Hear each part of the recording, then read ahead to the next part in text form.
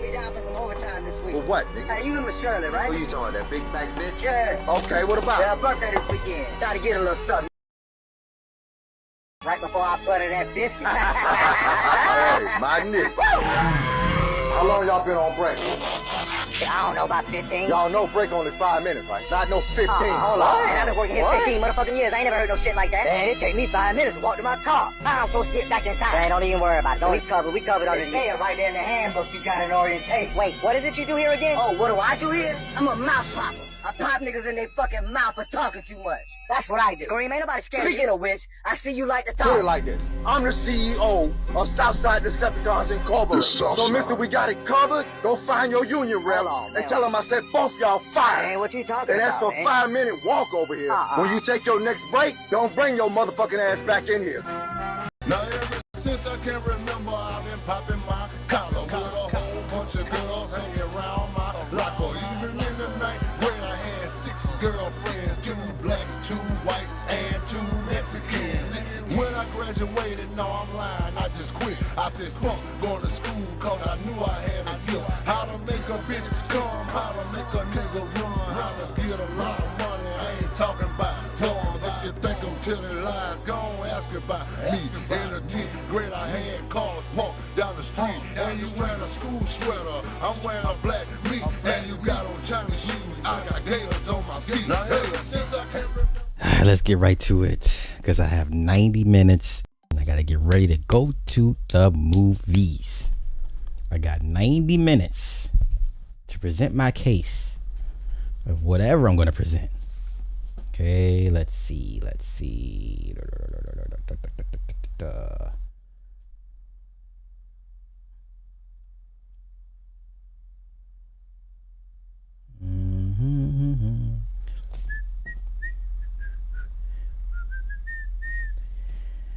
Happy Sunday, y'all. Happy Sunday. I hope everybody's day is going well. Yes. Happy Sunday. Happy Sunday.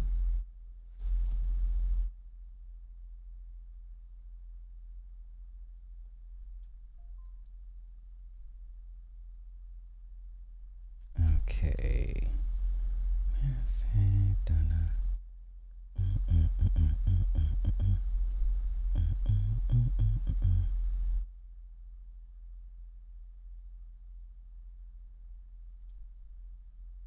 Oh shit. Drewski at it again. Let's see if it'll play for me. Let's take a look. All right, let's see what's on TV. Hopefully something good. Previously on Unrooted. You be a good field hand, you can stay here. Yeah, this looks like it might be good. Oh no.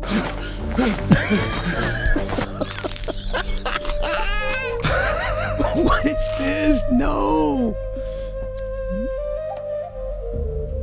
Man, hold on. That dude look like me. He looks like a fine young buck. I'll take him. How much? Please, massa, don't make me go. I shall stay. I shall be good, massa. On second thought, I don't have any real use for you anyway. Oh my God. Can I stay? Why y'all doing this? Why y'all doing Yes, you can stay.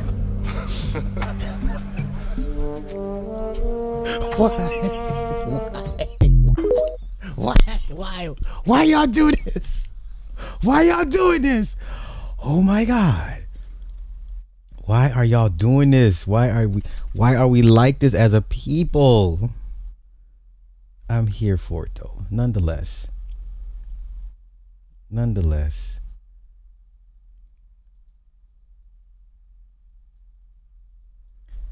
Oh my goodness. I don't know what's going on, y'all. Uh-oh.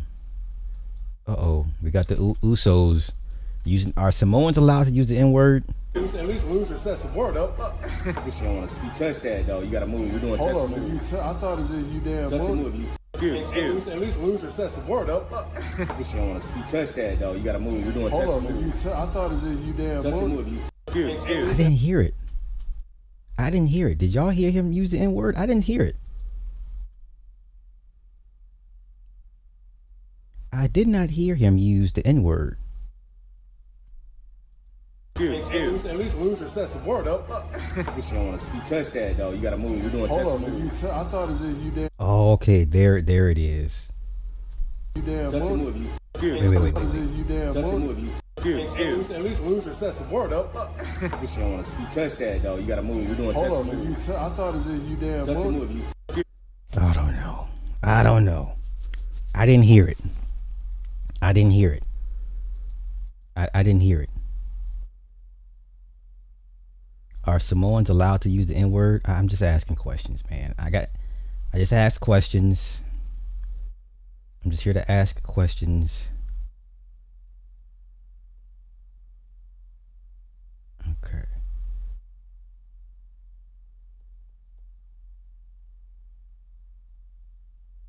I'm just going through my timeline right now, y'all.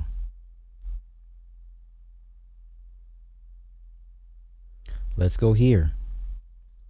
They're ninjas by proxy? Fair enough. Surprise, motherfucker. A homeowner in Ceará shot and killed 3 teenage robbers. According to surveillance footage, 3 men armed with handguns broke into a backyard. Luisa Mateus, 21, was the first to reach the homeowner's front door, while Javier Mila, 20, and Arce Patricio, 18, provided cover from below. Luisa kicked the door frantically while threatening the homeowner with her gun. At that moment, the homeowner fired 2 shots at Luisa through a side window. She instantly fell down the stairs. Javier then attempted to flee but was shot in the thigh by the homeowner. Okay, you can't shoot them in the back when they're fleeing. That's why he's in prison. Or that's why she's in prison. You cannot shoot a fleeing suspect. Once they retreat, that's it. Meanwhile, Arce, who had been hiding in the corner, was struck in the chest by a stray bullet. The 3 stumbled out of the backyard. Eventually, they collapsed from exhaustion in an open area. When the police arrived at the scene, they were pronounced dead, and the homeowner was arrested on the spot. The teenager's parents filed a lawsuit against him, claiming that their children had only intended to steal a few items, and thus charged the homeowner with intentional murder. The defense argued that the 3 had illegally broken into the home while armed with deadly weapons, and therefore the homeowner acted in self-defense. Ultimately, the judge ruled that the homeowner's self-defense had exceeded reasonable limits and sentenced him to 15 years in prison. Hey, once they flee, that's it. You're not the cops. Cops are allowed to shoot you in the back while fleeing from 800 feet away. You're not allowed to do that. Once the threat has been neutralized or they retreat, that's it. You cannot do anything more than that, which is why I don't understand why the kid in Florida beat his case. Right? When his ex-girlfriend set him up, the guys came to his house, shootout ensued, they left in the car, and he's firing the AR down the street. And I'm like, he's guilty, but he beat that case. Okay? You cannot shoot the suspects in the back. I'm sorry.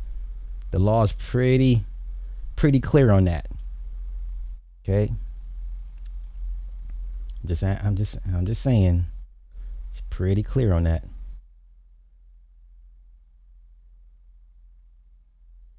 It's pretty clear.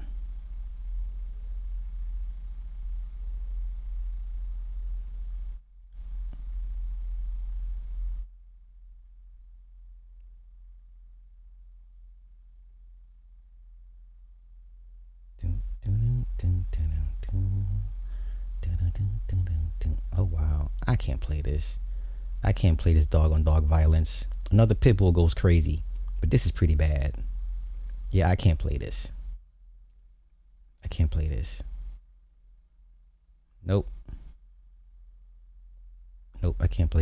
Oh no, now, ooh no, oh no, oh. I would love to play this, but I can't. That's too gruesome. Okay. According to Paul Mooney, Samoans are just some more of the brothers. I hear you. Hey, let's do some more cultural appropriation. Let's take a listen here. Listen, everything we do, good or bad, they copy it. Everybody copies us. Listen to this. Y'all ready to go to church? Let's go to church. Hey.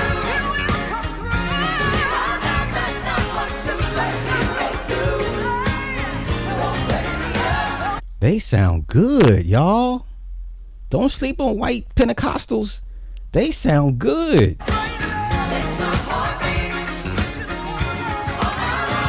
Is she wearing a kimono and then she wearing something else? So they wearing different indigenous outfits while singing gospel music. God damn.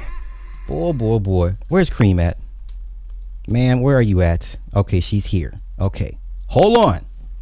I got you. Hold on. They sound good.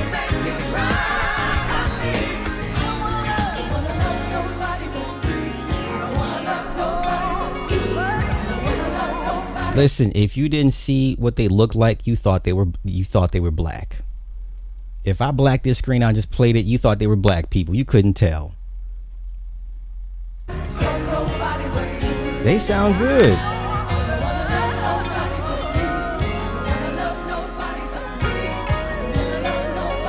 Wow.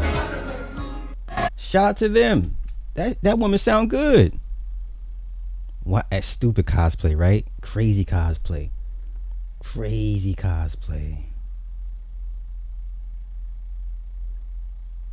Oh, let's go here.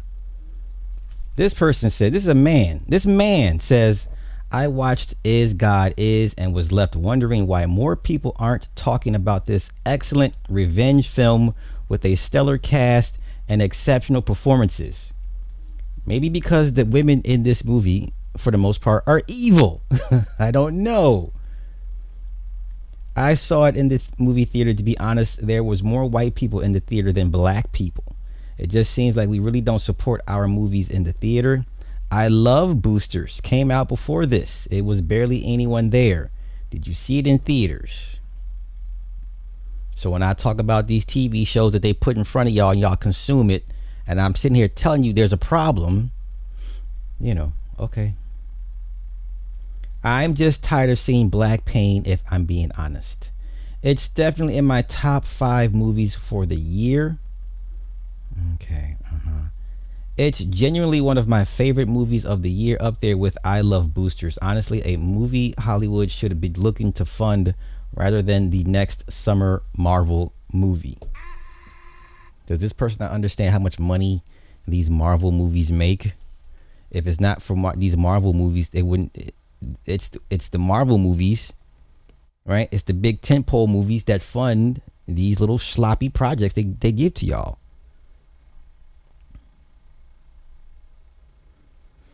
Oh my gosh. Okay.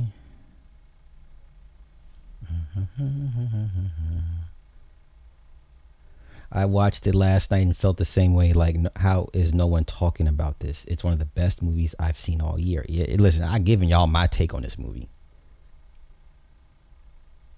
I've given y'all my take. I watched this. The critics, award voters, and movie rankings will classify this as a black film. Once you have more than 2 black people in a movie who have major roles in the story, the industry doesn't think about it as impactful. This was genuinely an amazing piece of art. Okay.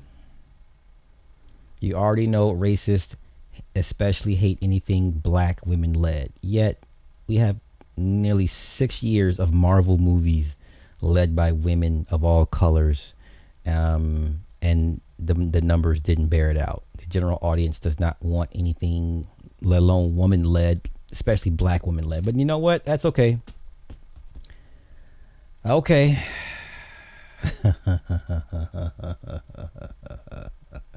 All right, y'all got it, man. Y'all got it. Y'all got it. Y'all got it. Y'all got it. Y'all got it. Oh, look. Oh, gosh. Do I want to do this? Oh, she doesn't really look black. Okay. For the anti-divestors, a white man is charged with attempting to off his black ex-girlfriend by pew-pewing her and stabbing her in the head with a screwdriver, then chasing her into an auto shop. None of the workers helped her. Well, we've learned the hard way it's none of our business. You've conditioned men to mind our business, to not be there for you in your time of need. Random strangers, men. I'm not risking my life for some woman I don't know or that I haven't I'm just not. This is the society you've asked for. Police say 23-year-old Luke Gruel followed her into Stu's auto service with a gun. When an officer asked if she had been shot, he said, "Yes, I did." He is charged with attempted first-degree intentional homicide. The woman survived. He didn't stop at the house. He chased her into a public shop. This is not a breakup. This is a hunt. Hey, you like what you like. I'm not helping no broad that I'm like, bitch, who? No, work that out. Work it out. Work that. Y'all work that out. Y'all work that out. Let me see what else we got. Okay, what is this?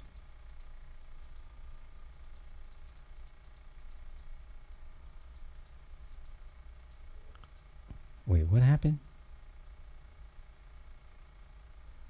Oh, I can't play that. Oh no, can't play that. Nope.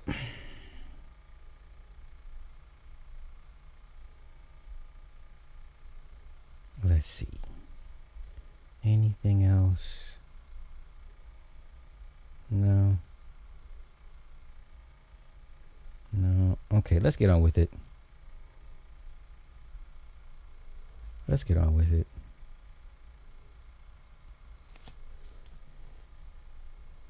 I'm just going through my timeline, y'all.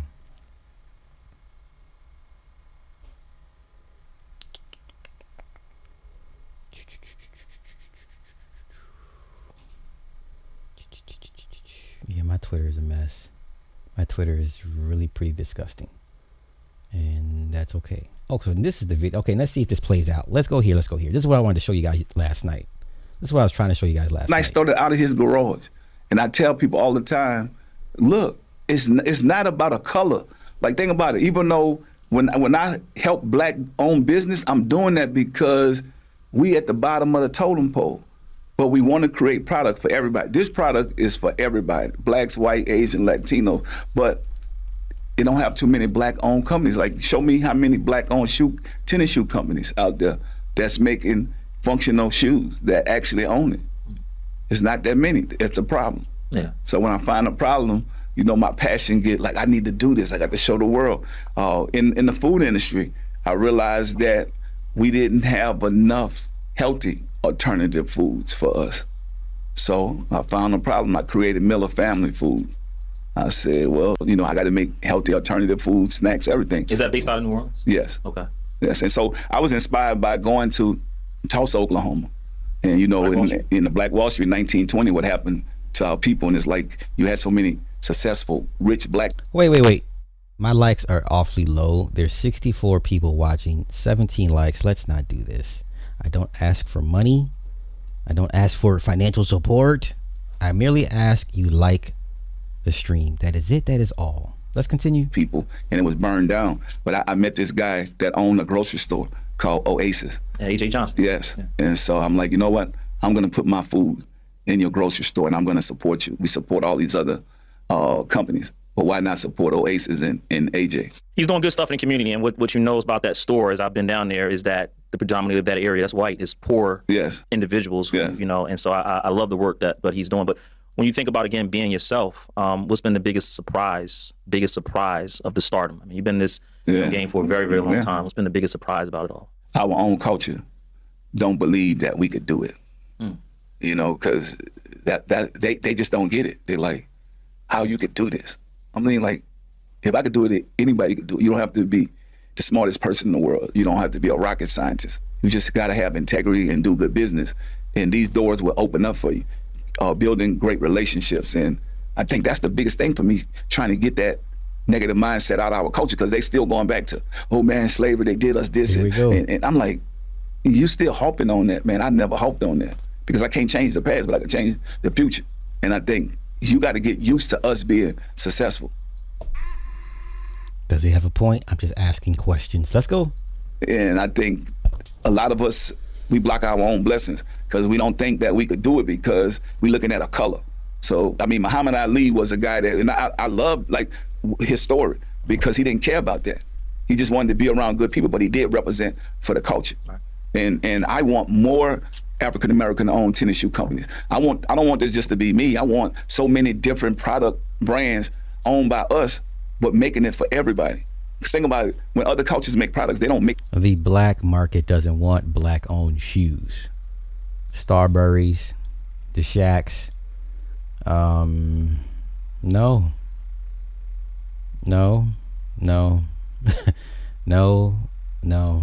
Listen, the white companies they let Jordan have his brand. They let Allen Iverson have his brand. They let Grant Hill have his brand. Patrick Ewing at one point. Xavier McDaniels at one point. Like, what are we? Okay. Anybody out here buy a pair of Starburys? Does anybody own a pair of Shacks? I mean, the Shacks are right now in Walmart. You can go to Walmart and buy a pair of Shacks for $50. Not even $50. So, no, the market tells you, the black market, they don't want a black owned shoe. No. I could be wrong. They make it for everybody. And so I want that mindset of our people. If I could change that, that's the way we're going to bridge the wealth gap. What's been the biggest negative surprise? Bridging the wealth gap is a myth. You will never bridge the wealth gap. It will never. That's a myth. Please. But they gotta say these things to bring you guys hooked in, to give you the idea, the illusion that we can close. You will never close the gap. It's getting wider and wider. Are you not looking around and watching everything? The cost of living. Where are we catching up? Where? Has gas gone back down yet, or no? Has it gone back up? Has the cost of food decreased at all? No? Yes? Like, what are we talking about? Biggest negative surprise at the start. Our people can't work together. Think about when I go down Rodale Drive and see all these stores. They're owned by all the same kind of looking people. None of them fighting. None of them caring about what each other have or got. And I love that. I want to see that for our culture and our people. That's why I fight to educate our culture and our people. Because we got to get on that page. Like, if we get on that page, we're going to be dangerous because we spend $1 trillion a year. 2.1 trillion. 2.1 trillion, think about it. And we don't own nothing. And we make 1/10 of 1% of black CEOs in Fortune 500 companies, but we spending all the money. Hey, I'm a realist. Let's go here. What I've been saying about hip hop forever, now others are chiming in, giving us music as themes and intro. I'm not trying to be in the way. See, look, hip hop culture is connected to youth culture. You are not supposed to be the hottest in nothing at 60. Fuck that, man. You can still do your shit. Like, you still sing, and that's love music. It don't never. But you've never felt like you still have one more album in you. No, I still got love for music. I'm never gonna lose that. Like, I'm always want to do something, and those are like entries. Look, this is me putting a little piece or tab something in there for them here. That I still do it. That I still got it. But you ain't giving us. I don't need it. I can't come. I know you bust their ass right now. Put them niggas out, and I do the shit from 03 and fuck them up right now. Right, right now. Do you have any? We go international. They don't know what the fuck they talking unreleased about. albums? 50. You got any albums you recorded? You just don't want us to hear? Yeah, I got music out in. If it doesn't sell, you keep it to your motherfucking self, right? Motherfucker tell you this was a personal album, I made this for this and that. Then why do I hear it, bitch? Yo, sometimes you need to share that with the world. The world needs to go through that with you. We want that sometimes. No, man, you just. Yo, you were the king of marketing and promotion, but sometimes we want to know. Promotions for something. If you want to do it, like, tie it to something and just let it go. So in the Paid in Full movie, would there be records from 50 Cent in the movie? I'll do something for it. You know, 50 Cent and Tyrese. And that time, I gotta figure out something. Let's go. That's right. You're an actor. You're an actor. Yeah. That's right. I forgot about. But 50 also, on top of you not want to do it yourself, you will tap in with a younger artist like Skilla Baby who's getting ready to drop. That's right. Yeah, you'll do the. Ain't nobody checking for Skilla Baby. I've listened to his music. He ain't gonna do. I don't see him. I don't see it. But let's continue. I like Skilla, the Baby. Yeah. A lot of the new artists, I check them out. Like, I look for what I like in the new artist. So I'm not a critic to them. I just look and say, what's cool about him? Like, why is he who he is right now to the culture at the moment? Like, I think whoever's in college is your core audience. Because their socialization is so important to them at that point that they go party every available moment away from their schoolwork. You always in business mode. You can't even. Yeah, always. I can't even just come get the hard drive from you and just put out some records. My core audience, look, my core audience is running the world right now. Yeah. Oh. They are successful in running the world. And this may be why you see me able to make deals that it wasn't possible to make. You know, and because you walk in them boardrooms and I'm 50. They know the significance of me. So then it changes the way things are, you know, and then it's cool. I wouldn't pick a different time. There he is. There he is. Okay, I'll leave it there. Now, I'm so glad that somebody in hip hop is actually backing what I've been saying for years. It's a young man's game. It is Peter Pan. It is Peter Pan. Hilarious. Finally, a conversation is being had. Now, another conversation we need to revisit is Raekwon the Chef. They are on his neck. I didn't even realize how. Okay, so let's go here.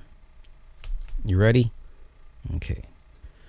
Raekwon was so broke in 2010, he essentially moved to Toronto and started a label so he could defraud the Canadian artist grant system. Palantir, just the latest dance number. Okay, so let's go here. So this is when he signed with Raekwon. I remember that. It was Ice H2O Records. I remember this. Okay. I remember. Right. Okay. Let's go. Even though we was going through our drama, I would never wish death on nobody, you know what I'm saying? Because ain't no coming back from that. Back with him and Pop were both making the scene big. Okay, so that's when he signed.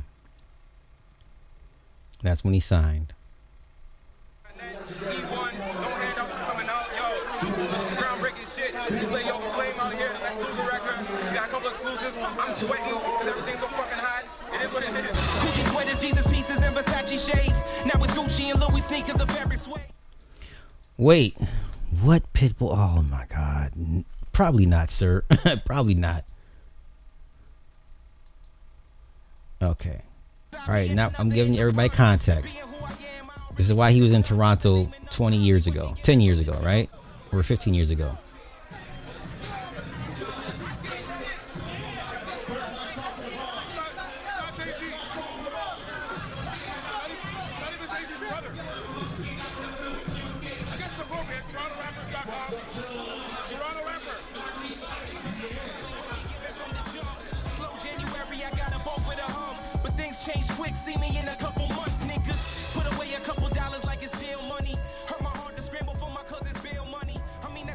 Okay. Now we have context.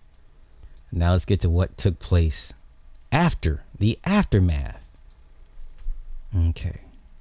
I love JD, known him since 2005, and I really felt for him with that situation. Could have been great for a lot of Canadian artists, but it was handled terribly and unfortunately without Canadian artists' best interest in mind. Raekwon's label, Ice H2O Records, received a total of $11,126 in Canadian music grants. That's not a lot of money, fam. That's a couple of G's. Yeah, the plan didn't work. The label failed. Raekwon did well selling verses, but his goal of showcasing Canadian artists outside of Canada failed miserably, if it was ever an actual goal. Okay. It's not shocking that Raekwon or any celeb would go so far corporate to partner with Palantir, but he's smart enough to know that it will cost him goodwill and credibility. The name dropping video with Ray specifically seemed deliberate enough that he's getting a big bag. Okay. He invested in Palantir 16 years ago. This ain't for play. He knows what he's doing. F that nigga. Okay. Wait, what? I was working at E1 at the time when he was pushing that label and JD era. Sigh. That's why he was at the King of the Dot event. Okay. F Raekwon. All of our goats disappoint us somehow. Yeah.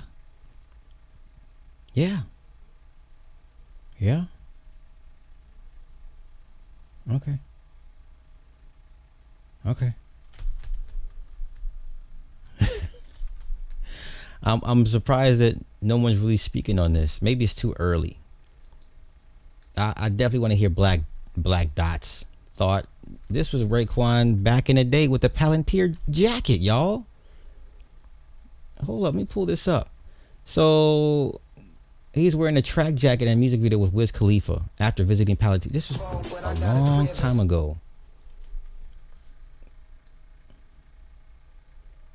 There it is, Palantir, y'all.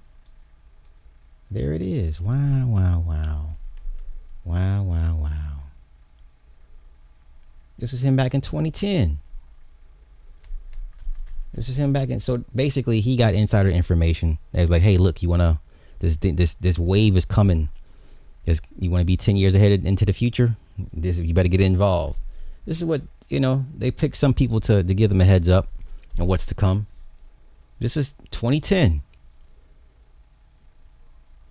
2010. And that's the dude. That's the Asian guy. That's him. So for 16 years, he's had a heads up about Palantir. Okay. He is. Oh man, I shouldn't be surprised. I should not be surprised. Never meet your idols, folks.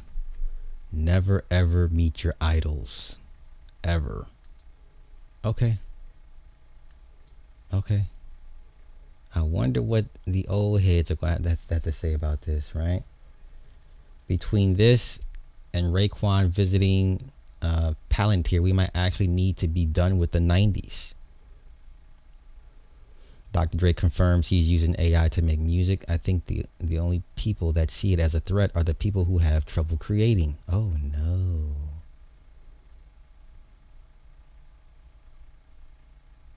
What was Raekwon thinking? Wu-Tang Clan do have a song called Cream, but does he think hanging out with Palantir execs and warmongers is the answer?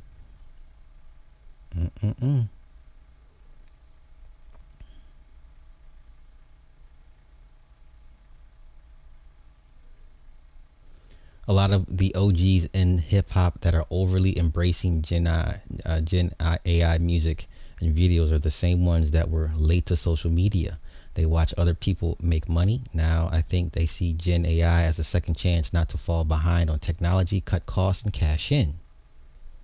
Between this and seeing Raekwon over at Palantir, my eyes are tired of seeing this mess. Okay. Okay.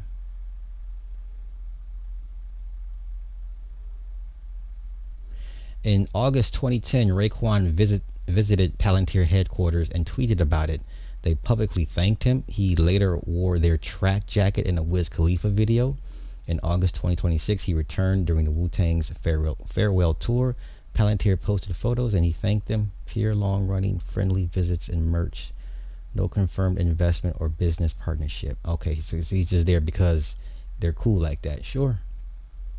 This man and his company are currently helping Israel mass murder Palestinians so that it can bring the tech to police departments and military units across the world.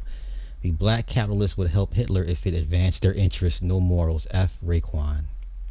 Seeing Raekwon align with Palantir is deeply disappointing as it goes against everything Wu-Tang represents. Once again, once Old Dirty died, that was the heart and soul. That he was their moral compass. Wu-Tang is about grassroots empowerment and independent struggle, not tech surveillance, and this move does zero to honor ODB's legacy.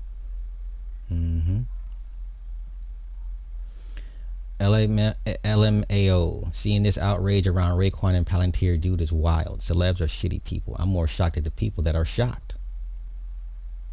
Money will make good men tools of evil and bad men worse. God, these are killers. Raekwon Eric Prince uses Palantir weapons to murder children in Haiti.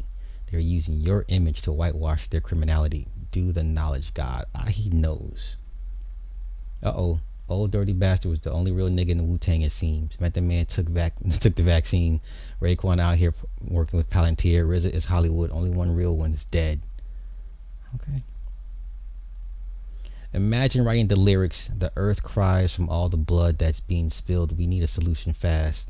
Inshallah, Bill, let me educate them. Translate it meaning God's will. And 12 years later, you're cheesing next to the CEO of the Genocide Factory. All 32 showing. Raekwon doing PR for Palantir. Chuck D working for the State Department. My grandkids are not going to believe me when I tell them once there was a time when the U.S. and white society were earnestly terrified of hip-hop and the political change it might bring. Well, Ice Cube, for one. Ice Cube is the best example. Ice Cube went from America's Most Wanted to Are We There Yet? And now his now he's a big three owner of the big three. Like, come on, yeah. Okay. Palantir CEO is so hip he thinks rolling out boomer rapper Raekwon will appeal to audiences. Where's Raekwon? Shit. Where is Raekwon from? Let me guess. Another middle class black who grew up around all whites, the white folks that the y'all like to cast as coons. No, he grew up in the slums of Shaolin, sir. But let's continue. Okay. All right. Logging off. Raekwon, looking at you and your trip to Palantir. You know, because that's when you become the pawn. That's when they use you as. Anytime white people want to smooth some shit over, they go get that rich nigga and put you on TV to represent the people, you know? You have you asking you questions like, Damon, now that you made this $13 million, and we're not counting, now that you've made all this money, let me ask you this. Let me just throw this out at you. You respond any way you want. Is there racism in America? You be sitting there thinking about that paycheck, talking about, no, sir. Okay. Wow. You know what effing blows? Now I gotta figure out is they are posting for the love of the artist or as a way to cover for Raekwon being a Palantir lover. Look at this. Jizza has one of the largest vocabularies in hip-hop. A 24 analysis found 6,400 unique words across his first 35,000 lyrics, ranking him number 2 among the artists studied. I don't care, but this was a shit. I can't. Rest in peace, Wu-Tang Clan. Rest in peace, Wu-Tang Clan. Y'all had a great run, considered the greatest hip-hop group. You know, y'all had a great run, but it's over now. You guys have been on the other side for a very long time. But rest in peace. One of the greatest singles. One of my favorite Wu-Tang any member single, first single. Rest in peace. Yes, that's minimum. And feminine like sandals. Rest in peace. God damn it. Damn it. Ah, this hurts. I'm not even gonna lie to y'all, man. This one hurts. This one hurts. This one hurts. Shit. What the F is Dr. Dre talking about? Raekwon with Palantir yesterday, now Dre doing this. Perfect examples of everything FD signifier be talking about. Black capitalism does not benefit black people. All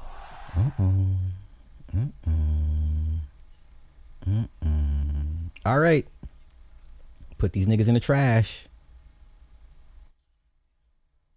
Put them in the trash. Our favorite 90s rappers are not only washed, but also desperate for crumbs off the genocidal plate of child killers and war criminals. Most of the era's best rappers served as stealth counterinsurgents and counter-revolutionaries. Now they do it in the open. That's deep. That's deep. Raekwon from Wu-Tang being an investor in Palantir. Ugh. Okay. Okay. All right, let's go here. let's go here. Where is it at? Next out of this. Where is it at? Okay, I found the article. This is for Cream. Shout out to Cream. Cream knows this story all too well. Tony D, the producer from the Poor Righteous Teachers, had a beef with Flavor Unit over stolen tracks. Okay, let's go over it. All right, this was from this is from the source. I don't know what year this was, but let's go over it together. Okay, in 1999, was that 99? 89. In 89, Tony D released a breakbeat album entitled Music Makes You Move on a small independent Philadelphia label called Sure Shot Records. Since then, Tony D has made his mark through production he did for Poor Righteous Teachers, King's Son, and his ex-partner YZ. Tone also had a solo album out last year that didn't fly too well among hip-hop fans. Adam's Nightmare, the first cut on the side A of his Breakbeats album, is the track in question. Its resemblance to the track behind the smash hit OPP is a 1 in a million coincidence. Or is it a coincidence? We're not just talking about a beat here. We're talking about 3 identical samples used the exact same way at the exact same time in the song. First comes Substitution, a popular breakbeat used by almost every producer in the business. No big deal, but after the 4th bar, a guitar sample comes in with the ba-bum from Michael Jackson's ABC. 4 bars later, right where Dave drops a loud on them, the piano break comes in with the same little snippet of Michael Jackson's voice at every measure. The resemblance between the 2 tracks is a jaw dropper, but there are some differences. Naughty by Nature's producer KG, who like Tony is from New Jersey, definitely made the track much fatter. In fact, the piano break from ABC was not sampled but played on a keyboard by their man Dave Bellaccio. They also added a fat live bass line. What do Tony and KG have to say about it? They sampled my loop, insisted Tony D. I ain't gonna beef about it cause I'll use anybody else's beat, he added. I just want people to be aware of who actually booked or who hooked it up first. Okay. KG's initial response to the accusation was, I never heard his record. OPP has flavor. Our album has flavor. He said as his voice escalated. Tony D put out an album that was garbage. KG summed up his statement like this. Yo, Tone, get off our jocks. Tone stands firm. Any record store in New York who had my breakbeat album, they're like, yo, what about OPP using your stuff? Everywhere I go. But he's not looking for paybacks. Having a big beef over it and to do something radical or dumb is not the case. I just want people to be aware that I hooked this shit up first. Now, whatever I said about hip hop in the beginning is nothing but thievery, right? These are all the tracks, right, in question from Tony D. Okay.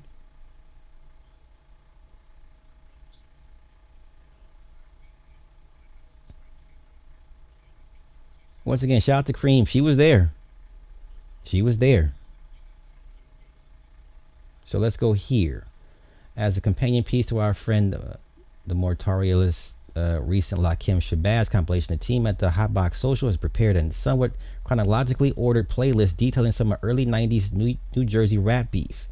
YZ dropped In Control of Things in 89, produced by underrated Trenton producer Tony D, who also moonlighted as a 910 whack 110 unintentional comedic rapper, trying to keep a straight face as he drops rhymes like now you're an owl hooting like a bird always tooting, polluting the atmosphere continually tooting and hooting and looting. Tony claimed to be the first producer to use the Message to the Soul Sisters loop. It wasn't MC Out Loud, and lashed out when other rappers started using the sample on Get Off the Rhythm. Big Daddy Kane stole it, Lakim Shabazz stole it, Gangstar stole the whole In Control rhythm.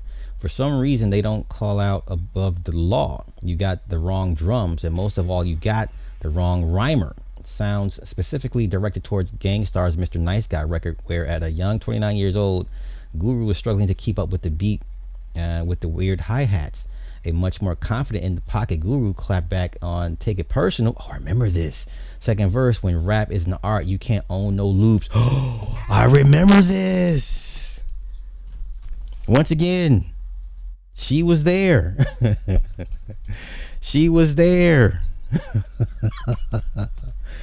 Tony's puny community unit diss on set off newly recruited flavor unit upstart Tretch as he threw out a quick WXF to YZ line on 1, 2, 3. And then, of course, there's a stolen OPP beat, which you can read about in the Source magazine clips above. The playlist concludes with a handful of YZ and PRT album cuts circa 1990, where they trade shots on one another, all produced by Tony D. So now we have to go listen to the original version of this record. What's it called? Adam's Nightmare. Okay, we're once again, shout out to Cream for this. Adam's Nightmare. We have to go listen now. Nope. Wrong. Nightmare beat.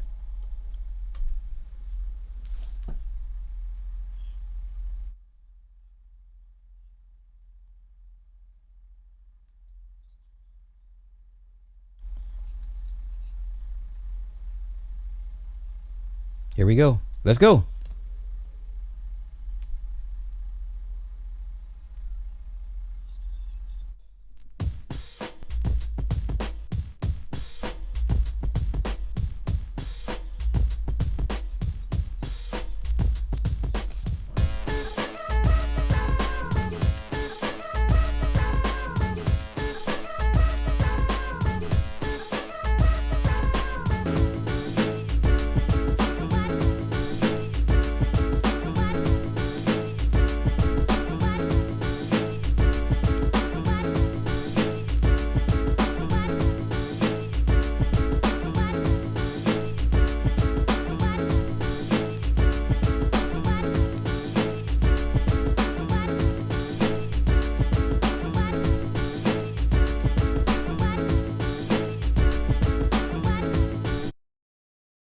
Nasty work. So the only thing we're missing is the bass line and the piano clips.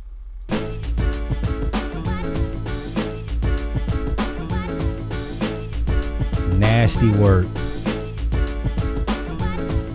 Nasty work.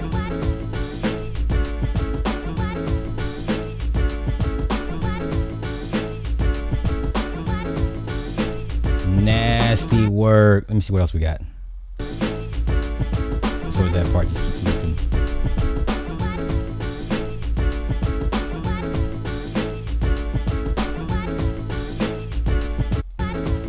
Okay. All right, so we got it now. We got to play it against its copy, right? That's nasty work.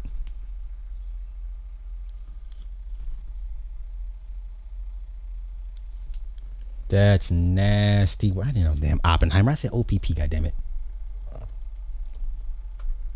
That's nasty work, y'all. I'd be out for blood. Cause Lord have mercy. God bless Tony D. Cause I'd be out for blood. This would be some shootout shit. This would be some I catch you on the block, and we're gonna do a mag dump. This is wow, nasty work. And KG is an excellent producer. Listen, KG is an excellent producer. Okay, what he did with Groove Theory, shit. Okay, let's listen to the other one. Where is it? Would you say Heavy D Supercat? No, don't worry. Okay, let's take a listen. Let's go there. No, damn worry. Okay, so let's stop here. So let's listen to the original. It's called PRT Shakilla. Okay, let's do that. PRT Shakilla. Let's listen to the original first. This is it? Oh, that's right. Okay. My God. Okay. Wait. Okay. Let's go here. Hey, y'all, credit Cream for this. She was there. Remix. Now it is Yeah.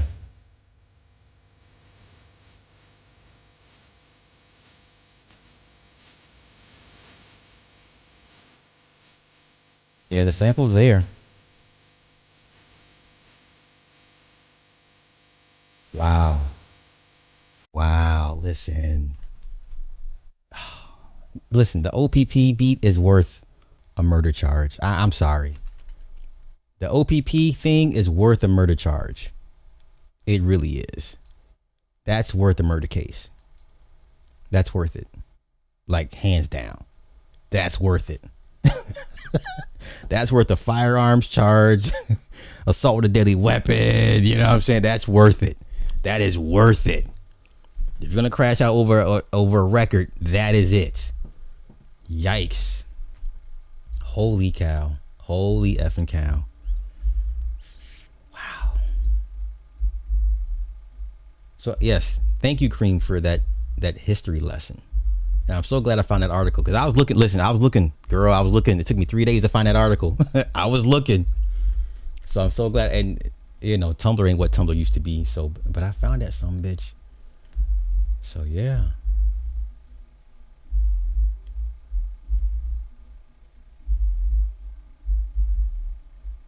Okay. All right. Now let's get on. Do we go Venus Serena? I want to see what my topics were real quick. Let me make sure I got them everything. Okay, Venus Serena, Hayden Panettierre. Let's go young Pharaoh real quick so we get all up to speed. Listen, the young man, he's gone, y'all. Young Pharaoh is gone. There's really nothing else to really say or do at this point. I mean, what can you do? He's gone. Can I find it? Okay. Homie is gone.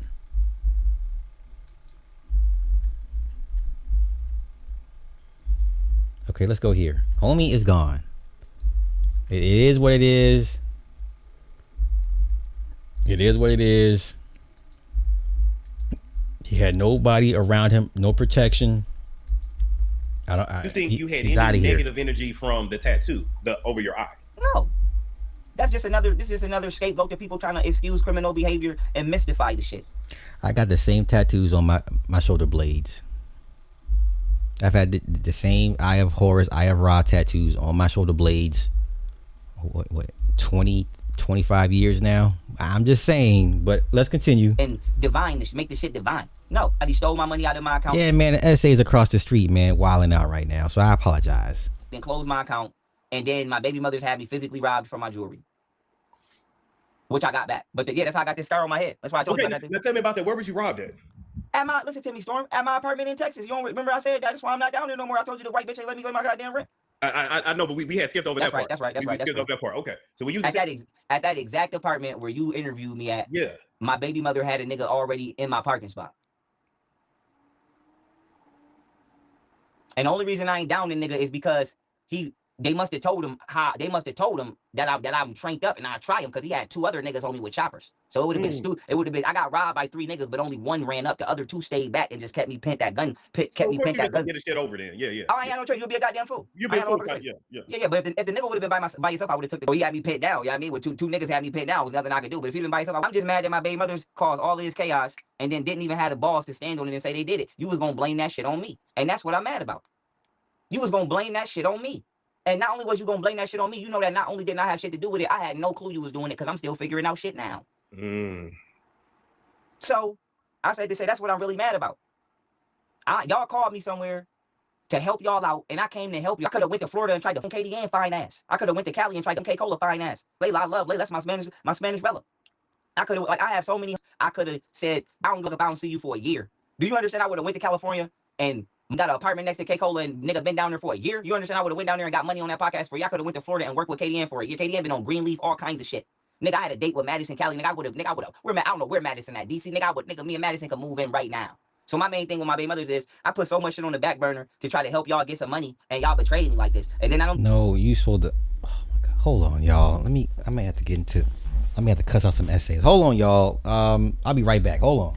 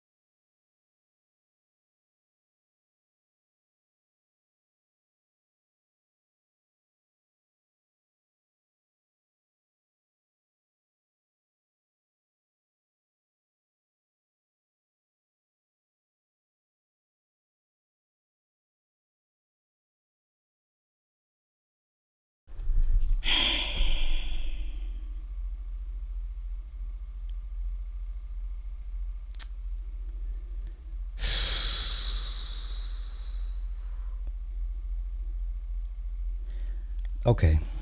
All right. Let's get back to this. I apologize. It's fucking the Mexicans, man. I swear to God. Oh my God. Listen. You know what?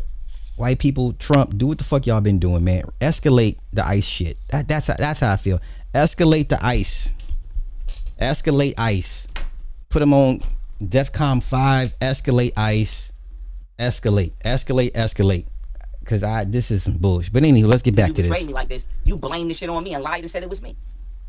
When it was you. It was your idea to go to Texas. It was your idea to do all of the shit that you did. And uh-oh. What the hell just happened? Son of a bitch. Hold up, y'all. Hold up. Let me find a copy.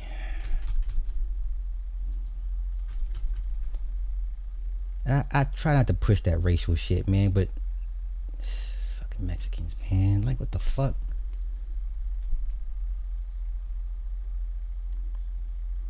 Hold on. Okay, let's go here. We're back.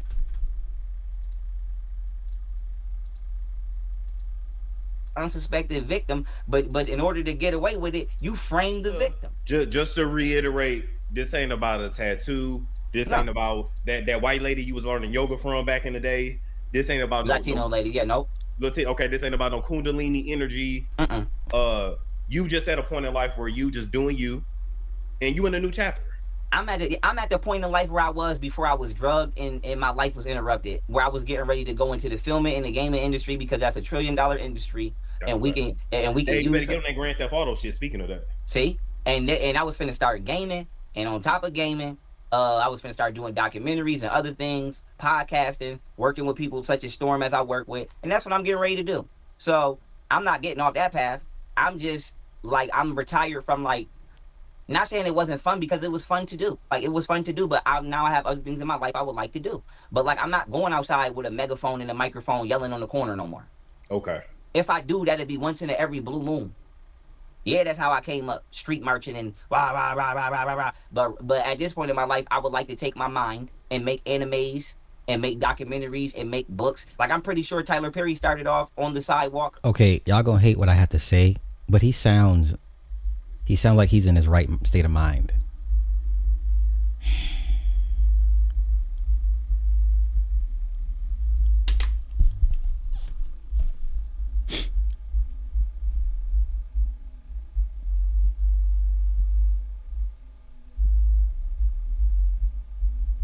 Yeah, it's time to leave California. Y'all can have it.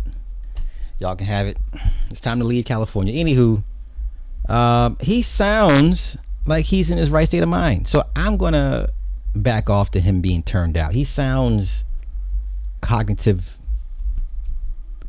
astute. He sounds like he has all of his marbles. He's just wearing some girly nails. Yeah, I can feel it, bro. I know. But then that nigga went to Broadway and now he's making movies. You know what I'm saying? So it's like, I feel like Tyler Perry used to work at the post office, and he lived in his car. Right. So I feel like I'm at the point of Tyler Perry life where I'm not living in my car no more, and I'm making Medea plays, and now niggas is telling me to go back to living in my car. Before we dive back in, here's something that you can actually do. He sounds like he has all of his faculties. I'm not gonna punch on this dude. He sounds like he has all of his faculties. He just got girly nails. Hell, you see, what's the difference between him and Justin Fields? Justin Fields, Chicago Bears quarterback, he paints his fingernails. What's the difference? What is the difference between young Pharaoh and Justin Fields and this guy here? What is the difference? What's the difference? This man's an NFL quarterback. What's the difference between this and young Pharaoh? How come y'all don't say he turned out? What's the difference? He paints his fingernails. What's the difference? Oh, I'm sorry, Caleb. There you go, Caleb. Yeah. What's the difference? What's the difference? I don't see no difference. You call one crazy and not the other one. But the point I'm making still stands. I will say this: it's so much you can speak on now, and especially now that you got everybody. Bro, you might as well just run with that shit. Again, we is. But I'm making sure I pick my select few who I run with. Okay. But we is running with it. We is running with it, and we running with it right. And I'm getting ready to do podcasts such as this. And if y'all don't see me podcasting with Storm or working with Storm or us doing an event, I'm gonna be doing esports events, and I'm gonna be doing party buses, and I'm gonna be taking the money that I make from those events and investing into civil engineering and other things. And y'all might, like I said, it may not be, I might not be selling drugs, so it might not be cool to you to do. You know what I'm saying? But I'm making 6 to 7 figures doing what the fuck I'm getting ready to go do. And I'm using the money for good. And so as long as I'm doing them two things, y'all can leave me the fuck alone. So just live your life, bro. Live yeah, your that's life. what I'm saying. That's what I'm saying. I agree. The only thing with me now, I will keep it real with you. My only thing is, I think you should focus on your work. Don't be trying to settle down. I agree. It's a lot of good things coming, y'all, despite the bad that y'all tried to put out. It's a lot of good things coming. I made history on levels that nobody has ever made it on. And I'm getting ready to come out here and put this work out. And what you're showing the people is, I got my head on straight. I'm good. Yeah. There's no need to worry. We don't need to put out an APB. Like, you like, I'm Okay, he ain't crazy. He not crazy. I take everything I said back. He's fine. He's fine. But yeah, me and homeboy we gonna get into it. It's just a matter of time. It's just a matter of time. Anywho, let's try to make the best of a bad situation. Let's move on. Now let's get to Hayden. All of the fake love for Hayden Panettierre. None of y'all give a damn about no goddamn Hayden. Y'all don't give a damn about no damn Hayden. I sure as hell. Hey, okay, this is what y'all do in Hollywood. Why? Hey.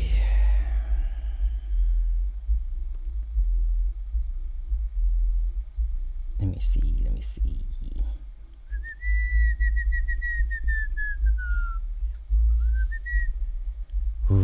Ooh, boy. Yeah. Fucking essays, man. Okay.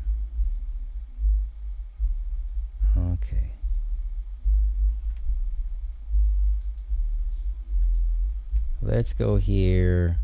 Once again, I don't give a damn about no damn Hayden. You shouldn't give a damn about Hayden. It ain't that deep. Okay.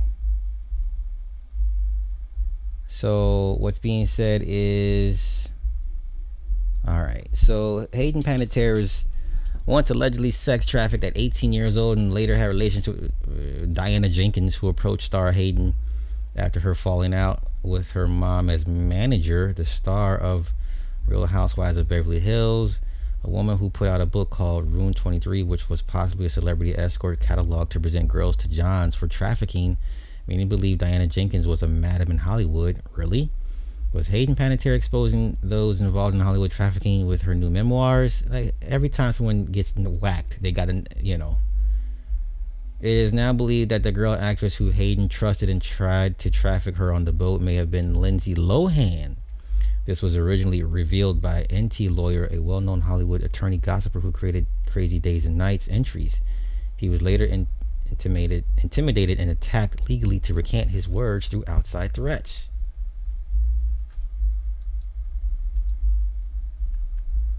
This foreign-born A-list actor was in bad shape. He was doing so many drugs he could barely figure out where he was most days.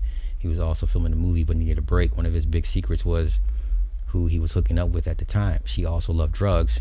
She also loved the idea of being with an A-lister. She was almost an A-list actress at the time. She hooked up with a lot of A-listers and even A-plus listers, but they would do so only in secret. Pretty sure that is why she left her list to be found.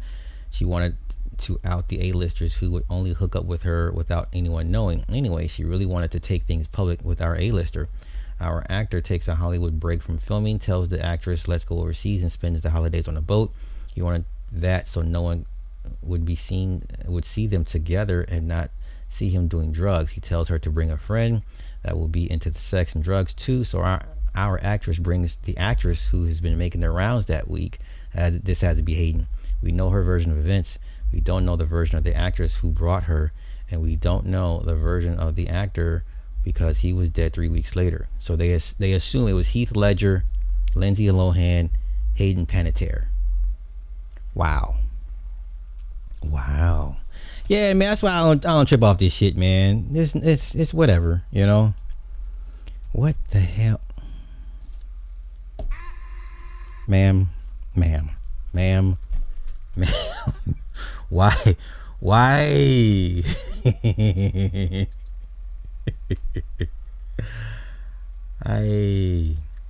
Okay, so she reveals who the friend was.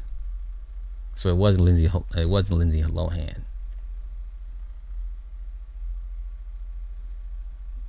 Okay. So it wasn't Lindsay Lohan. This is me reckoning. Hayden says the woman identified as Stella McAmis told her to trust her while leading her downstairs to meet the famous British singer who was allegedly lounging naked in bed waiting for her. Who was the singer? Hayden says the whole thing was horrifying, recalling the singer shirtless in bed, propped up on pillows with his arms behind his head, while she could clearly see the outline of his body under the sheets, all while Stella hyped up his huge D. Still, Hayden admits she climbed under the covers anyway. That's why I don't care. You still did it anyway. So what would you rather? Ladies, I hate to be like this. The question I ask of y'all, would you rather give it up or have it taken from you by force? Okay? Would you rather just willfully give it up or have it taken from you by force? Because she still did the deed. I've got friends, female friends, over the years that have told me they were in situations with a guy. The guy wouldn't let them leave, and they had to give it up. And I'm sitting here like, why did you not fight? Why you just give it up? Why'd you just lay down and, you know what I'm saying? Like, I'll never know that dilemma, that struggle for you women. So would you rather just lay down, be like, let me get it over with, or you gonna have to come get this? You're gonna take these claws and these teeth marks on top of it. She didn't want to be fish food. Okay. I'm just okay. All right. Not even process. So Hayden admits she climbed under the covers anyway, not even processing how to say no in the moment because Stella, who she thought was a close pal, had told her to trust her while leading her to him. But internally, Hayden says her heart was pounding so hard she disassociated as the shock of the situation hit her. Okay. This is what the cheetah girls do. The leopard girls, they disassociate. Okay.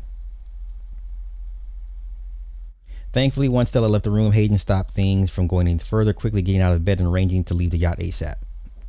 Looking back, Hayden says Stella basically treated her like a call girl, though she also believes the woman had a chaotic relationship with fame and Richmond herself, constantly chasing whomever had the most power and money in the room. Okay. I don't give a damn.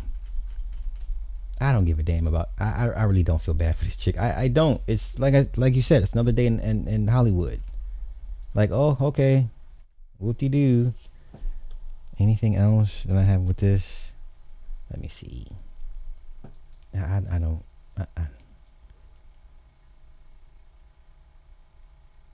Okay, so this is from the memoir. I can't read it.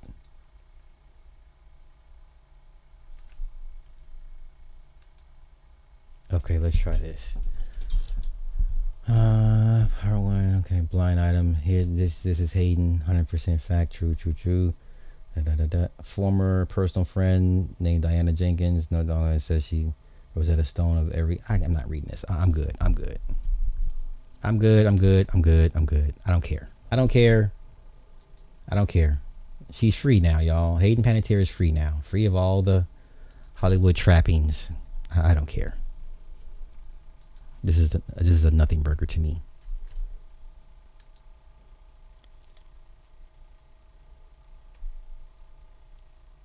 Okay.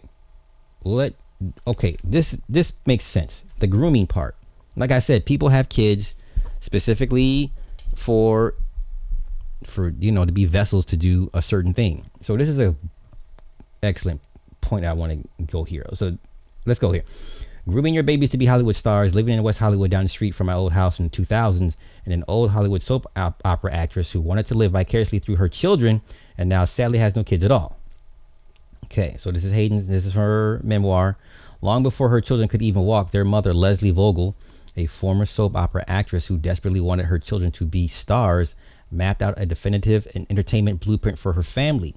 Leslie stepped away from her own on-camera career to act as her children's manager, placing Hayden into baby modeling at just 8 months old and applying the exact same playbook to her younger son, Jansen, getting him into the acting industry at just months old as well. Both siblings were raised like little soldiers who could never say no to an audition or a job, completely stripping them of a normal childhood and fueling a deeply dysfunctional family dynamic behind closed doors. To sustain these children's skyrocketing careers, the family anchored their life in a highly scrutinized, compact home base in West Hollywood, California, just a couple blocks from my old house. Her dad, Alan Skip Panettierre, was a New York City fire captain, a working-class public servant navigating a chaotic multi-million-dollar commercial world completely outside of his element. While he was immensely proud of his children's success, the staggering financial and emotional pressures of a household where a parent manages the children's careers caused their foundation to crack. In August of 2008, following a Hollywood charity event, a volatile, alcohol-fueled physical altercation erupted between the parents at the West Hollywood home. Skip was arrested and later pleaded no contest to misdemeanor spousal abuse, exposing the hidden toxicity of their home life to the public. This domestic instability culminated in a bitter multi-year divorce finalized in 2016, during which the parents clashed aggressively over money, leading to lawyers and a deep sense of exploitation for Hayden. Beyond the parental fracturing, Hayden exposed systemic failures within the industry itself, revealing that television screenwriters actively plagiarized her real-life trauma for ratings. While starring on Nashville, production took her highly private, unfolding agonizing battles and wrote them directly into her character, Juliet Barnes' scripts, forcing her to repeatedly act out her worst real-world nightmares for public consumption. Living under the unyielding gaze of the paparazzi, both siblings faced staggering internal battles to cope with paralyzing anxiety and panic attacks. Hayden began self-medicating, turning to severe alcohol and opioid abuse to numb her brain. Following the 2014 birth of her daughter, Kaya, she suffered from paralyzing postpartum depression, describing the ordeal as a living nightmare that ultimately forced her to make the agonizing choice to yield full custody of her daughter to her former fiance, Vladimir Klitschko, former heavyweight champ. He's one of the twins. Okay. It is incredibly tragic because their mother pushed them so relentlessly toward the spotlight, but instead the family's world shattered entirely in February 23 when her younger brother Jansen died suddenly at age 28 from aortic valve complications, which shocked the families who said he was perfectly healthy, leaving Hayden to carry a heavy, suffocating burden of survivor's guilt. Now, just a few years later, Hayden herself is gone, having passed away suddenly on August 16, 2026 at the age of 36. 3 + 6 is 9. 9 is completion. Because Leslie and Skip had no other children, they now have endured the unthinkable heartbreak of outliving their entire family. Might this be a cautionary tale before getting your babies into showbiz? It is what it is. Right?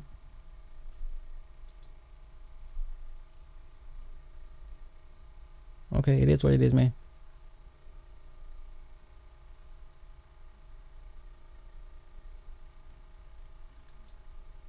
Hollywood and celebrity worshipping fans glossed over the drug-addicted and self-destructive life of Hayden Panettierre. America's entertainment-obsessed culture would rather be entertained than do the right thing. Of course. Hayden's attention-seeking, money-craving mother, Leslie Vogel, dressed like a prostitute in front of her kids in public. Vogel breeded her daughter, Hayden, to be a money-making actress from this time she was an infant. Vogel was right by Hayden's side to scoop up the money and the limelight as she pushed Hayden further into the entertainment industry. Father Skip and his wife Leslie Vogel started their 8-month-old daughter Hayden in modeling. 3 months later, she landed her first acting gig in a Play School toy train commercial. Hayden appeared in dozens of other commercials. Led by her manager mother, Leslie, 4-year-old Hayden got her first acting job in TV soap operas. She appeared in ABC's One Life to Live until 1997. Then she played Lizzie Spaulding on Guiding Light until 2000. During that time, she also voiced the character of Dot in the animated film A Bug's Life and Shuri and Dinosaur. Hayden claimed her mother and former manager Leslie Vogel once superglued her teeth into her mouth so she wouldn't lose out on an acting job when she was 8 years old. What? Say what? In 2000, Hayden played the daughter of a football coach in Disney's Remember the Titans. In 01, she played Tim Allen's daughter in the Joe Somebody and Callista Flockhart's daughter in Ally McBeal. By age 13, anarchy was already taking hold of Hayden. Her permissive parents cheered it on. After completing the 8th grade, Hayden opted for homeschooling and spent 5 months in South Africa shooting and riding zebras for her role as a young jockey in Racing Stripes. After shooting, Hayden decided to spend the rest of her freshman year in Africa. At age 14, Hayden nabbed her first teen roles as a rebellious niece in Raising Helen. Hayden's character smokes, drinks, and dates a bad boy after her parents' death. That same year, she played a figure skater in Disney's Ice Princess. My mom used to be an actress. She's my coach, she told the LA Times. In 05, after signing on as a Neutrogena model, 16-year-old Hayden is photographed partying with a 24-year-old Paris Hilton. At age 17, Hayden began dating 20-year-old MTV VJ Stephen Colletti. In 07, Hayden is cast in the NBC Sci-Fi Heroes. In 08, 18-year-old Hayden appeared on the cover of Cosmopolitan. I think that people look at me as just another one of those girls who's going to screw up. Like she's going to get into drugs and she's going to get into the parties. In 08, Hayden's father was arrested and charged with misdemeanor battery after he struck Hayden's mother in the face. In 09, Hayden's first movie as a leading lady, I Love You, Beth Cooper, bombed at the box office. Playing the film's resident hottie, Hayden was to drop her towel for a revealing locker room scene, but an unfazed Hayden told reporters, if I can't flaunt it at 20, come on, I mean, I might as well show it now. At age 19, Hayden cut ties with her mother as her manager. Hayden revealed that when she told her mother she wanted her to be a mom instead of a boss, her mother replied, "You owe me," and walked out. 2018, Hayden was involved in a drunken altercation with her boyfriend and his father. Hayden relinquished full custody of her daughter Kalya to ex-fiance Vladimir Klitschko in 2018. The decision was driven by her severe struggles with depression and drug addiction. In 2022, Hayden revealed for the first time that a secret addiction to opioids and alcohol nearly cost her life. In 2026 memoirs, This Is Me, she revealed that when she was 18, her mom gave her happy pills and amphetamine before interviews and red carpets so she could focus.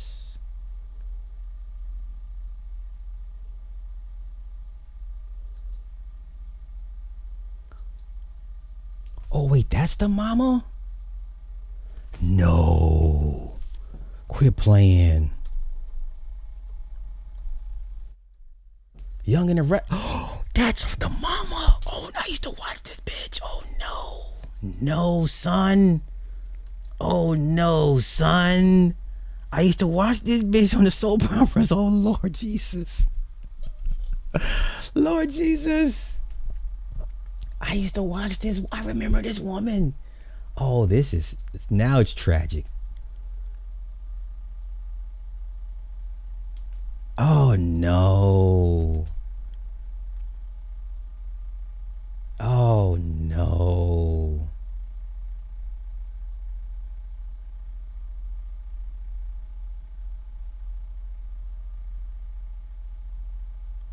Oh, this ain't it.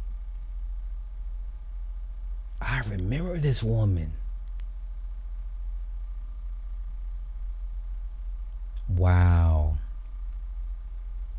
Wow.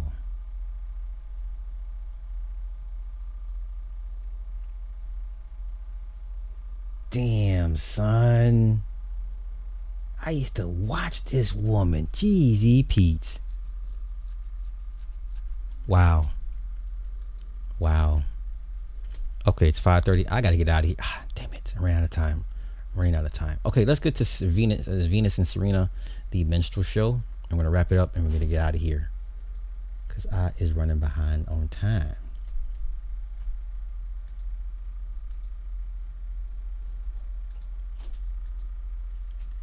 I know 10 minutes. I know.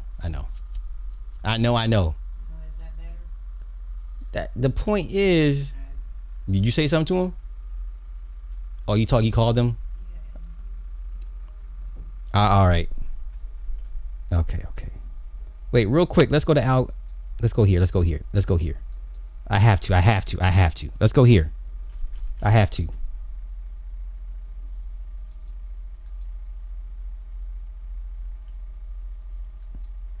Oh, God damn it. Hold up. All right, I got copy. Hold on. Let's go here. Hold on.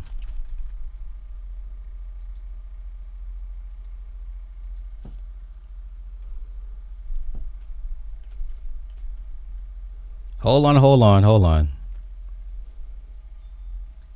Let's go here. Come on, baby. What you waiting on? Listen.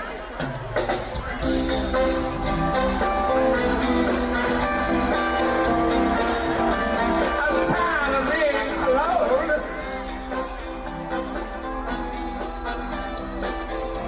This is my song. I'm so tired of being alone. So tired.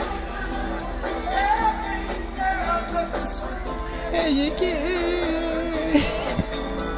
People say that I found a way to make you say that you love.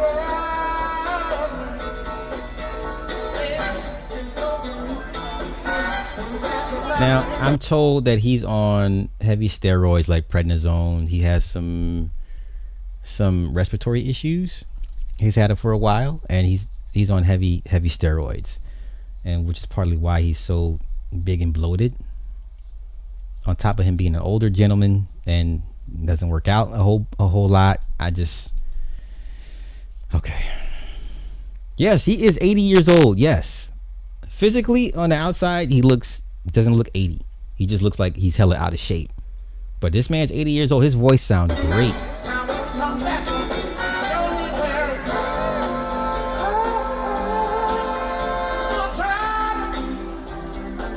I believe he's a pastor at a church somewhere down south, and he still does the sermons and stuff, which is why his voice has held up pretty good. But yeah, man. Okay.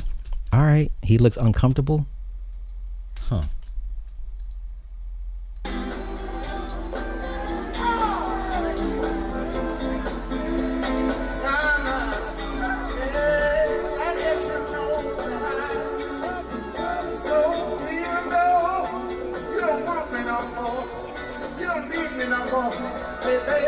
I'm crying tears on please feel like I need you to help me if you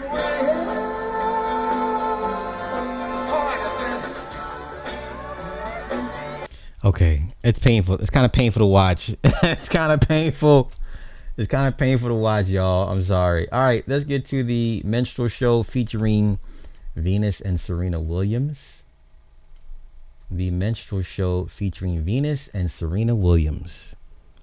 They daddy did not spend decades fighting the racist system of tennis for their daughters to end up being goddamn minstrel shows. Let's go here. Okay. Another wild card for Venus. The Venus is 46 years old. Why are you not playing on the Masters Tour? On the Seniors Tour? I get it. One half of the sport is like, oh, she'll put butts in seats. The other half is like, she's going out like Roy Jones Jr. And you know what? A lot of people want to see this train crash. A lot of white folk, truth be told, are happy to see her go out like this. Her and Serena. Because then in their minds, it validates, oh, you guys weren't the greatest. Look how you guys are going out. The same way we do Roy Jones Jr. Had Roy Jones Jr. stopped fighting. Had he stopped fighting, I don't know, he like 10 years too long. Even though Roy Jones probably should be top 5, dead or alive. But because that last 10 years of those fights, he took those beatings and it just tarnished his legacy to the point where he might be in most people's top 15, but Roy Jones Jr., I'm talking Roy Jones, the version of Roy Jones we saw beat the fuck out of Montel Griffin in their rematch. That version of Roy Jones is top 5 pound for pound of any era. That version of Roy Jones, the version that wants to hurt you and get you out of there in the first round. That version of Roy is top 5, dead or alive, any era. Point blank. That version. So the white folk, even though they're complaining, they're happy to see her go out like this. Because in their minds, they're not going to be the greatest. They're not considered the greatest. Because the greats don't go out like this.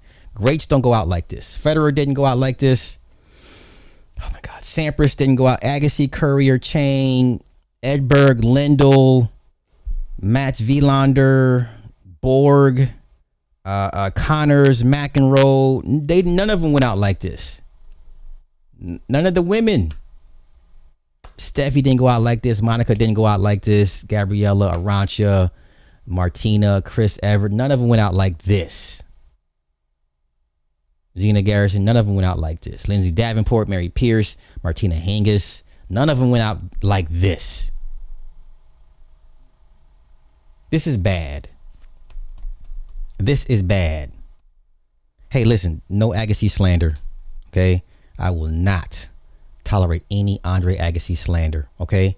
That man ranked number 1 3 times in his career. Okay? That man held the number 1 ranking in 3 different times in his career. Okay?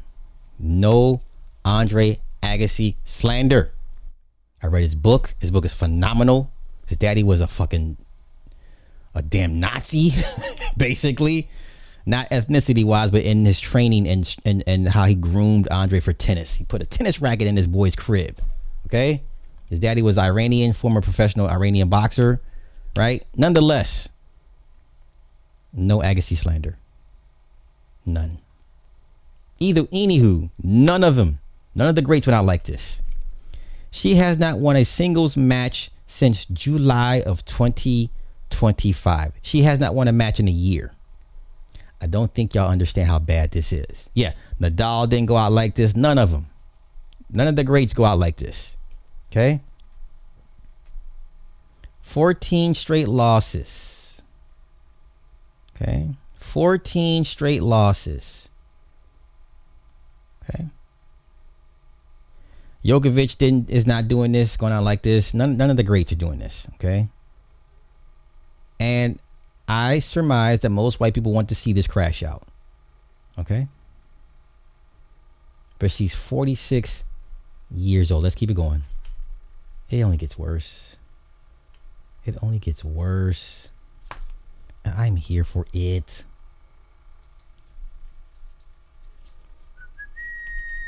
Oh, okay. I already deleted that one. Okay, oops. My bad. Delete it.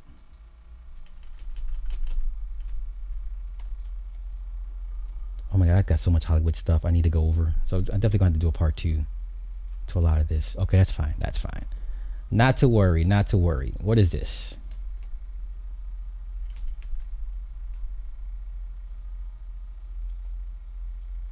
Waiting for you to load up. Oh, you're not playing. Oh, it won't play? Okay, how about we do this? Copy. And then we go here to my other browser. Boom, skadoosh. Okay, here we go. Here we go. To come here. When you're in the airport, you see them all coming. There are very few chances to play in the States now as an American. So I personally cherish any opportunity to play at home. The crowd has been just insane and fantastic here, which is just, it's such a great feeling to have that support. Obviously, this is the pinnacle, right? I don't want to compare any other tournaments to this because there's only positives to focus on, but this is the level that tournaments should aspire to. This event has always been so exciting. The fans travel from all over the U.S. to come. So if you don't know, the Cincinnati tournament in Cincinnati is taking place, or it may have concluded. I'm not sure. It may have concluded. No.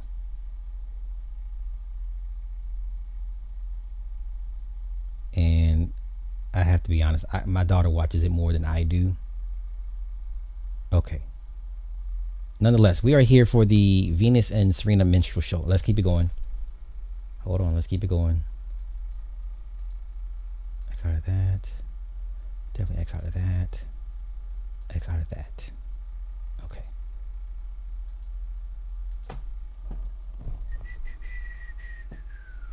Let's go here. Okay. Once again, 14 losses in a row. She is 46 years old, hasn't won in a year, and guess what? We're all going to be watching her first round match. Okay, we're all going to be watching She puts butts in seats. Okay, look at this. She should not be receiving a wild card. She's got more than enough recognition for her career that ended 5 years ago. No disrespect to Venus. Enough is enough. It's just about business. They don't want the best players. They want the most tickets sold. There it is there. Tournament directors want tickets sold. And if an old ass Venus on her farewell tour, old woman's tour, is going to put butts in seats, that's what's going to happen. Okay? Both Serena and Venus need to accept that the time has come to retire gracefully. Okay? Tennis is entertainment. They want to watch Venus, the celeb, not some 21-year-old unknown from Siberia. Okay? You either die as a hero or live long enough to become the villain. Okay? USTA just keeps making it harder and harder for young players to believe in them and the system. It was bad enough that the AO gave Venus a wild card, and now Craig Tilley is the head of USTA, and she gets another wild card that she doesn't deserve. Okay? Once again, these white folk are enjoying watching her lose and lose badly. Okay?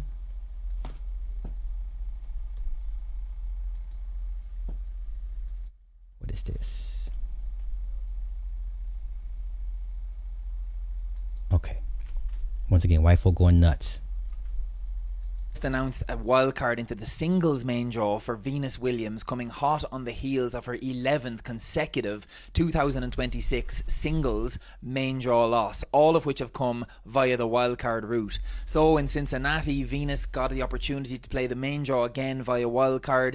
She was drawn against Emiliana Arango, the Colombian qualifier, and honestly, if you were to handpick an opponent to try get your first win of the season and get a bit of confidence, Emiliana Arango will be somewhere near the top of that list on a fast hard court. She probably has a preference for clay. She went out and destroyed Venus 6-2, 6-2. It was over in a flash. Arango, for context, went out and lost 6-3, 6-love to Iga Swiatek the next day. So it's not like Arango was like up here setting the world on fire. This is not that high a level for Venus to come up against, and she could manage only 4 games and 1 break point in the whole match. In 2026, Venus has gotten 11 singles main draw while... Okay, so do they qualify just because? Basically, yeah. Once you're given a normally wild cards are for either a really talented junior player or someone that's got enough points on a satellite tournament, or just somebody that's on the bubble outside the top 200.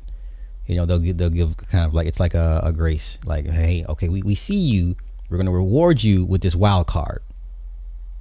And whoever you go against, you know what I'm saying? Normally wild cards go up against the first seed, the number 1 seed of the tournament, and they're kind of fed to the wolves. But nonetheless, it's supposed to be a recognition of one's talent. Like, okay, we see you working. We think you got something. We see something in you. We think you're the next generation great. You know, and here's a wild card. And let's see what you do in your big moment. That's normally what it's reserved for. But, you know, tournament directors have an obligation to sell tickets. Venus, an old ass Venus at 46, will still sell more tickets than some unknown wild card that deserves the shot. Okay? It's corporate greed. Cards, and she's lost in the first. It's corporate greed versus the integrity of the sport. Round every time. She hasn't gotten a win. Of those 11, she lost 7 of them in straight sets, and she hasn't won a set since June. I think she's getting worse. The 6-2, 6-2 loss to Arango and Cincy is as bad as it's been all year for me.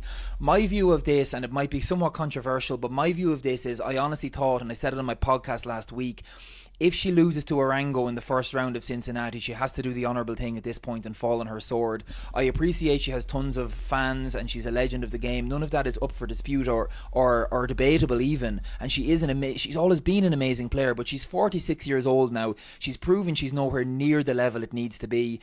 In my opinion, she's taken up wildcard real estate for someone like Robin Montgomery, who I'd love to see get, you know, a leg up. She went and won a title on grass this season in the summer in Hertogenbosch. She's struggling a bit at the moment. That's the kind of player I'd love to see get a leg up.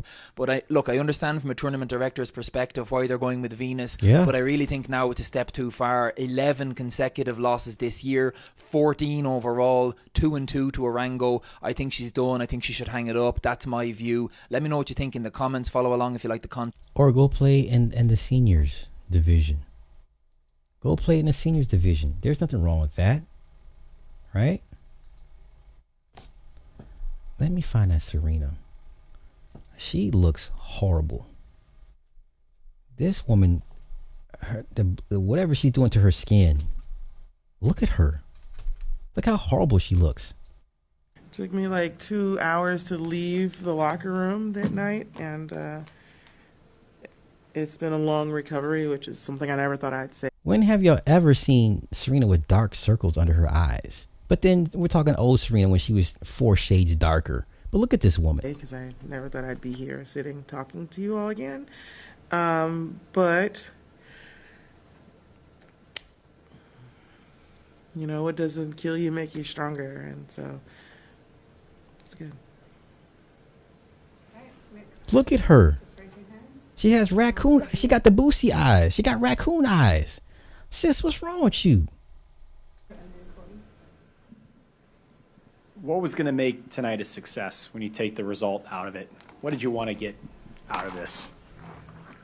You know, I think we always, for us, I think winning is obviously great, but I think in this position, just having, you know, fun, like I didn't come out here to win this tournament. Obviously, I wanted to do the best that I could do, but I think having fun. And why are you here if you're not trying to win the whole thing? Why are you here? Michael Jordan would never talk like this. Michael Jordan would never be like, I'm just happy to be here. No, Michael would be like, I'm trying to win. No matter what age I'm competing at. This is disgusting. And also just seeing how we are and how we feel out there, and, you know, being out there with the fans too is just really good, just to give them another opportunity. When have y'all ever seen her with raccoon eyes, y'all? Y'all remember how dark she used to be? See us play, you know, it was just really cool, really. And you're answering the next one. Ugh. It's going to be a little bit tricky because it was a question for Serena. Look at her. Look at her. But but obviously on a Monday night, probably the last few years, you weren't in the cauldron of competition, loud fans cheering you on or anything. I'm curious, obviously you played on grass, you know, and had those lead ups and had the experience, but how is it jarring at all to kind of... Well, okay. Okay. When has she ever had dark circles? I got you. And right before I prove my point, I'm gonna kick. Right before I kick your ass up out of here for being ignorant. Okay. When has Serena ever had dark circles under her eyes? Well, matter of fact, I'm gonna give you a chance to prove yourself. Let's go look and see when she's ever when she was darker, when she's ever had dark circles under her eyes. Right before I kick your ass the fuck up out of here. Let's see. Let me see. Yeah, give me the time when she had dark circles when she was darker as a young. Matter of fact, let's do young Serena. Let's do young Serena. Somebody said she looking like her repass. Lord have mercy, y'all terrible. What? I'm sorry. Where are these dark circles at? Where are these dark circles you talking about? When have you ever seen a young Serena, a young dark-skinned Serena with dark circles under her eyes? She ain't never had the Boosie eyes. She's never had Boosie eyes, even as a kid. But I got you. Nope, let's get out of here. No. Okay, I got you though. This is her in 92. Okay, she beat Martina Hingis. I don't see dark circles under her eyes. I don't see raccoon eyes. I don't see the Boosie eyes. So where's that person who said that comment? Let me go ahead and, before I get you the fuck up out of here. Broom Closet Betty. Let me go through the rest of these pictures before I get you up out of here. Right. What you gonna say? When you get older, you get dark circles under your eyes? Okay, sure. Still don't see no raccoon eyes. Still don't see no raccoon eyes. You know, the makeup didn't already, washed off because she's sweaty and stuff, right? Do you see dark coon eyes, dark circles? No? Yes? Yes? No? No. Nope, still not seeing it. We're going from dark Serena to light, all the way to light Serena.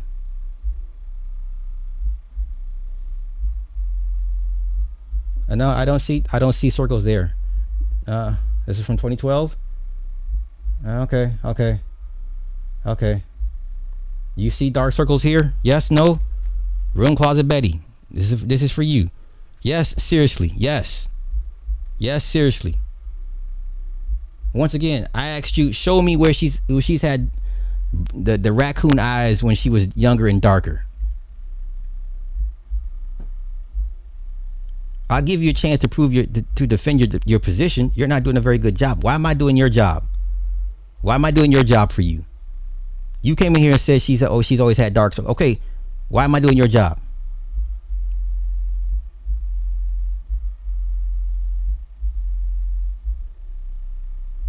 You said she had dark. Did y'all see dark circles under her eyes at 18 and 19? Now she's getting lighter here. 2022.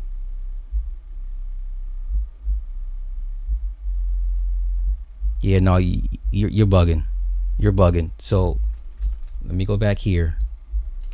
She's never looked like this. A raucous stadium, or is it like riding a bike? Like, find me the interview, the post-op interview, when you can clearly see you. She's never had this before. Fuck out of here. This is my job. You said something. I didn't realize it was echo. No. I don't do echo chambers. I don't do stupidity. But thank you for coming. In the words of Russell Simmons, good night, God bless. Good night, God bless.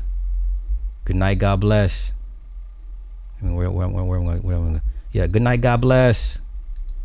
Good night, God bless. All right. Once again, if y'all let me know when y'all see when she's ever had dark circles. All right, I'm coming.